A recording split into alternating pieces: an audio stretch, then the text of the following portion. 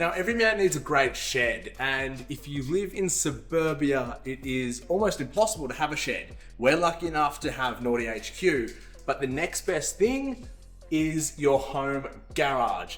Now, we are about to turn this empty 2-car garage in our newly built house into this.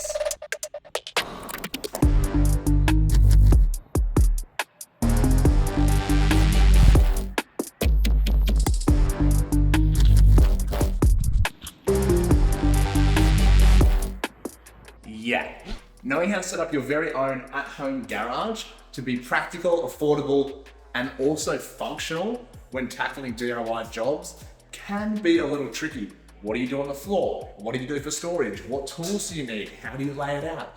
This episode, we are right here at my freshly built house in our freshly built garage, and I'm going to be transforming this 2-car shell into what I think and what has always been my dream at-home setup. Okay, now at the moment, the flooring, well, it needs some work. Unfinished concrete is gross. It's yucky to walk on. It doesn't look that nice. It stains easily. So before we bring any cars in here, we need to do something about it. Now, this was a tricky decision to make because obviously you can go out and epoxy your garage floors, but I think the DIY at-home kits, the results always look shit. Unless you get the professionals in. If you get a professional in, don't get me wrong, it looks good, but it's expensive.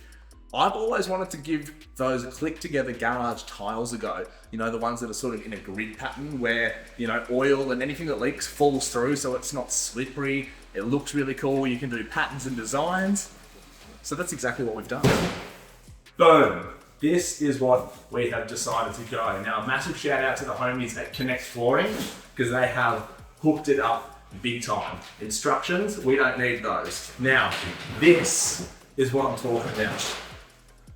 These big garage tiles, I think, on the floor of this shed are gonna look absolutely epic. Now, you can do a whole bunch of different designs, border style, checker style. They do a whole raft of different colors.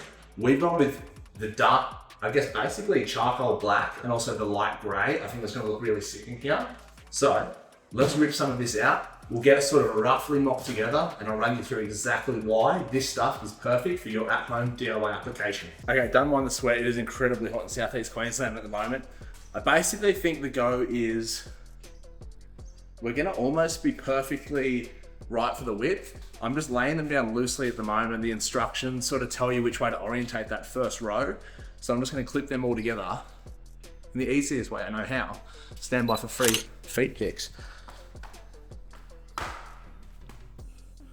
Just basically making sure that the male is going to meet up with that female there.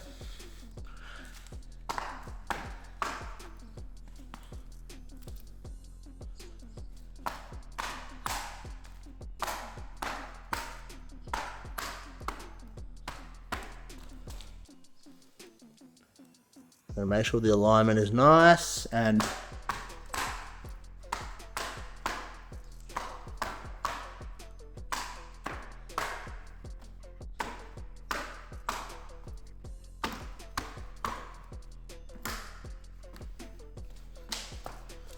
so we're right up against the wall here.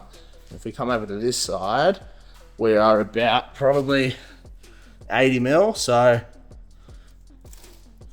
we'll just split the difference and work from there. Okay, it's crazy hot in the sun, but here's where we are at so far. So 4 rows in, you can see we've got the spacing left to right pretty much perfect. And then as the garage door is shut, we've just done a little test.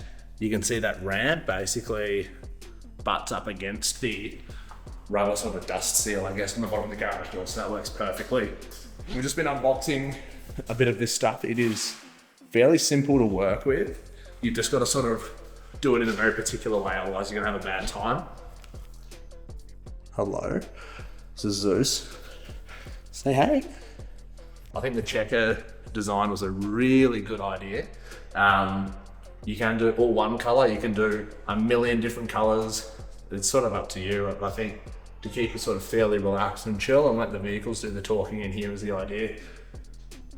Now that the door's shut, I think we're gonna need some hexagon lighting in here as well. maybe for another day. What do you reckon, buddy? Zeus? Oh. Sit. Sit.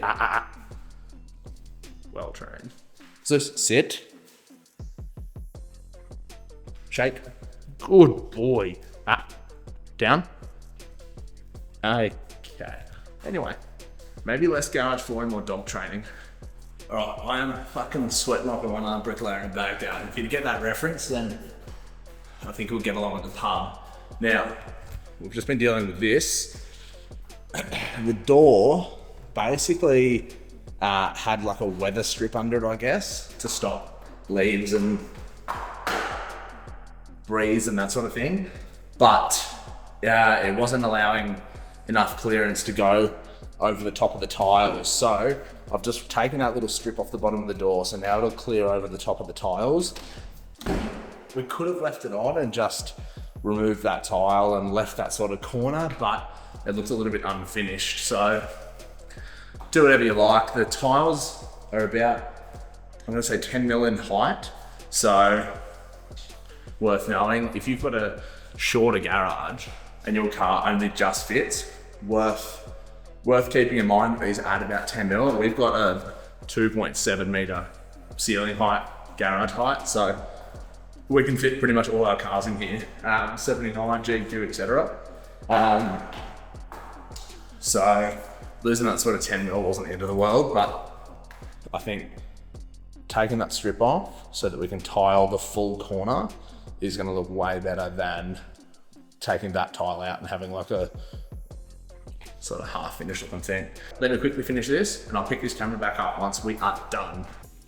Okay, that is phase one done. This Connect Flooring garage tiling is epic. Now I know a couple of you guys in the comments are probably gonna be like, mate, that is terrible. If you drop a bolt or a washer, you'll never see it again. That can be the case, but it isn't really that hard to just crack up a couple of tiles and grab it if it's really important. But most of the stuff that we're gonna be doing like major work on isn't gonna be here, it's gonna be at Naughty HQ. So for in this space, I think it is the perfect solution. Now, I've got so many tiles left from the tilers when we built this place, it's not funny. So basically, the next step, which you're about to see, is that entire wall there. From there all the way down, we've got some sick garage racking. It's almost 2 meters tall, it's 5.5 meters long. And in the middle of it, we've got a workbench. And on top of that workbench, we're gonna fit it out with basically every freaking tool you could ever use for a DIY. So we're about to dive into that and tackle that, do all the garage wrapping, and we'll have a heap of storage space for things like tiles, leftover flooring, golf clubs, car parts, camping gear, all that sort of stuff. Because at the end of the day, this is our DIY dream home garage. So we're not trying to make it like a professional workshop. We are trying to make it, I guess, practical for you guys at home. So yeah. Okay, now, when it comes to garage racking, you don't have to spend a heap of money. Now, Bunnings is obviously an option, but that stuff actually works out to be pretty damn expensive when you start getting meters and meters of it. My recommendation is go onto Marketplace and find any number of the really cheap Chinese importers that bring this stuff straight in from the manufacturers overseas, because you can get really good deals. You pay cash, you get it even cheaper, you know what I'm saying? This stuff is from Caboolture, Apple Shelving. They're pretty well known. It's basically just the same as any old generic racking, but what we've done is got it so that we've got about a 2 meter stretch of racking, a 1.5 meter workbench in the middle, and then another 2 meters of racking, because I didn't want to have a whole separate workbench in here with tools on it. I just wanted it sort of integrated, and this was the sort of best solution I could get. And a young tip for young players is get the extra shelving. So usually I think they come with 2 shelves and nothing on the top level. Pay the extra 20, 30 bucks it is, get a couple of extra cross beams and a couple of extra shelving units, and then you can really maximize it. You can have 3 shelves and use the full height of it. We also obviously have that new caddy, and I want somewhere to keep my helmet. So Ruroc have not just sent us a brand new helmet, but also one of their really cool, nicely built helmet stands. So we're going to mount that to the racking somewhere, and that's where our helmet will live. And there's a hook underneath it for your riding gear, your race suit, your jacket, that sort of thing. So we'll put that together shortly as well. This shouldn't be too tricky. I think it's mostly just Allen keys and a couple of those steel sort of safety pins. And it's basically like big Lego, but there is a whole lot of pieces here. So we'll see how complicated it gets and how quickly. Probably gonna need the instructions. There's a QR code in the box to scan for those. Wish us luck. All right, now from what I can tell, in these boxes, we've basically got all the shelving. I think these are rated to around 150 kilos per shelf, so plenty. They do heavier duty options if that's what you need, but for at-home shelving where it doesn't really have to take that much weight, I think it's gonna be fine. In the smaller box, we've got some smaller shelving. I think basically these look like a meter and these look like 75 centimeters. So I'm guessing the workbench will be 2 of these, butted together, and the side racking will be 2 of these sort of put together, but that's just a guess. Then over here, we've got our pins. So they're basically just to reinforce all the racking, make sure nothing falls out. And then all our Allen keys, nuts and bolts are basically going to be what puts these little braces in between the upright. So you're going to have a leg and then a brace and an upright basically. So that's going to be the depth of our racking coming off the wall there. So about 50 centimeters, I guess. So should be perfect. I didn't want to come into the shed space too much. I think, having it there, we don't really lose too much depth in the garage. And whilst this side has more available space, we have the door, so we couldn't have run the same sort of width, or I guess like depth into the garage. We also have so much SB Tools stuff, but we'll talk about that in a second once we have this racking set up. We've got the ultimate at-home DIY garage set up here. Tools, memorabilia, decor, racking, flooring, plus a couple of sick cars to put in here once it's all done. So, without further ado, let's start this grim process. I think it's just annoying. It's not hard, it's just annoying and a little bit labor intensive. So, let's dive in.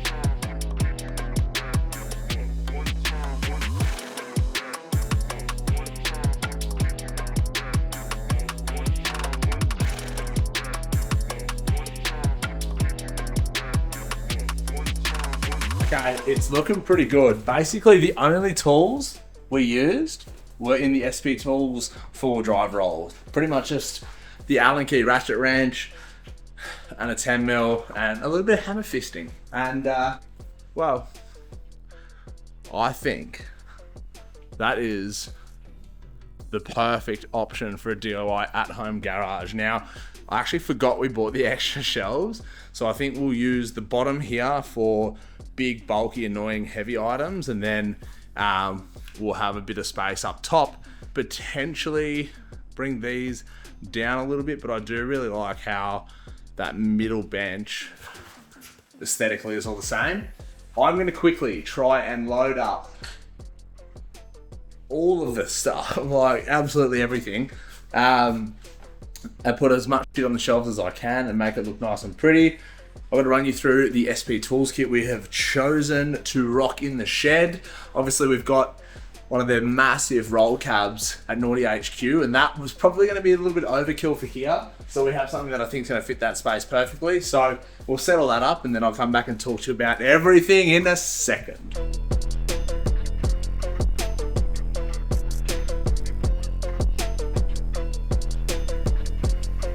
Okay, now in true Sam fashion, I let the camera die. But what's behind the camera is our finished racking. I get to run you through exactly what we've done, the setup. Then I'm gonna bring in 2 vehicles. One of them you know, one of them you have never seen before. I wasn't even gonna reveal this to YouTube, I was just gonna enjoy it and keep it a secret, but For those of you that have stuck around this long, you get a little sneak peek. Anyway, this flooring, Connect Flooring, hooked it up big time. We have covered the entire space in their floor tiles, and I think it looks absolutely epic. We went with the dark black and the light gray in a checkered style. I think it looks sick. It really makes the space feel a little bit more like a part of the house in a way, because it's not just that raw, unfinished concrete. I really, really like this. I think it feels super nice on the foot. We haven't lost any real height or anything like that. And yeah, it's incredibly strong, UV resistant, non-slip. There's no downsides to it.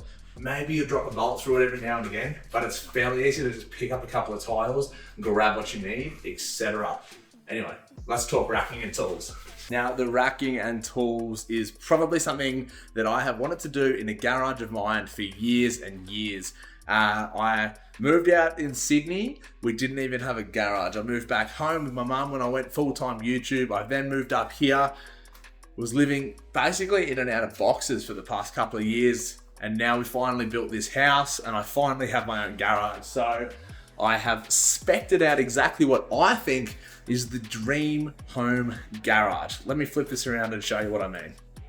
Now, we've spoken about it needing to be practical. So from that sort of racking end there, it's all house. I've got my snowboard, my bits and pieces, a bit of camping gear, the Starlink, golf, baby pram. All our SP Tools chargers are gonna be here because the PowerPoint is just behind there. And then a whole bunch of shoes and just random bits and pieces, tiles for the house. This is what I mean when I say it has to be family friendly, because it's very different to the shed. You need to be able to store household things in here. Otherwise it just doesn't function as a space. Anyway, moving on. Boom. Our SP Tools Tech Series Diamond Black metric only kit. This thing is absolutely jam-packed with every single thing I personally think you could need in a household toolkit. We've also got their brand new right angle electric ratchet. We've got an impact driver / rattle gun basically, and one of their new cordless drills, which I am super pumped on. We've chucked in our quad lock desktop charger so you can wirelessly charge here or chuck your phone on there. When you're working in the shed, you can just put it there, you know it's safe if you need to watch any DIYs, bits and pieces. Our TFI invitation, because, you know, that was a whole thing. And yeah, there's all the batteries for our bits and pieces. Under here, we've sort of got it set up as a bit of a, I guess, a stock section. We've got all our sort of consumables, bits and pieces, cable ties, a bit of extra tooling, and that sort of thing, all sort of hidden behind that SP Tools banner. We've got our Ruroc Atlas track, or our AT 4.0 track helmet, full carbon, big wing on the back. I think that looks absolutely killer. And the real cool thing about that is the Ruroc helmet mount, which I absolutely froth. Mounted it to the racking. It literally just mounts your helmet so easily. Sits on there like that with a hook here for your gear, your jacket, your leathers, whatever it might be. We've got a couple of vintage signs because I think it's super sick. It sort of makes this space feel a little bit personalized. Of course, it's not a garage without a full Chemical Guys setup, so we have a little bit of our range here from the homes at Chemical Guys. Again, some bits and pieces, some parts, our fridge. What are the parts for? They're for this. Boom. Yeah. I'm going to pull it into the garage in a second and show you a little bit more of that, but we do have a 40 series. It's fully restored and it is fucking beautiful. But anyway, let's get the vehicles in here and then it's fully finished.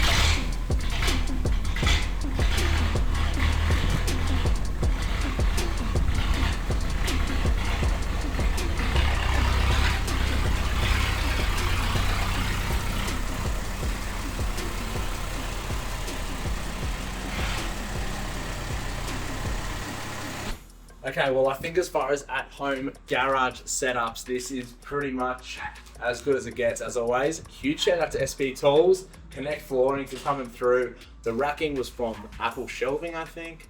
The whole thing really didn't cost that much to have it set up like this. We haven't added any lights or anything like that, and there's still a few little bits and pieces we might add over time. Like this wall, we might just have some stuff for cleaning the house, some brooms and mops hung up on the wall.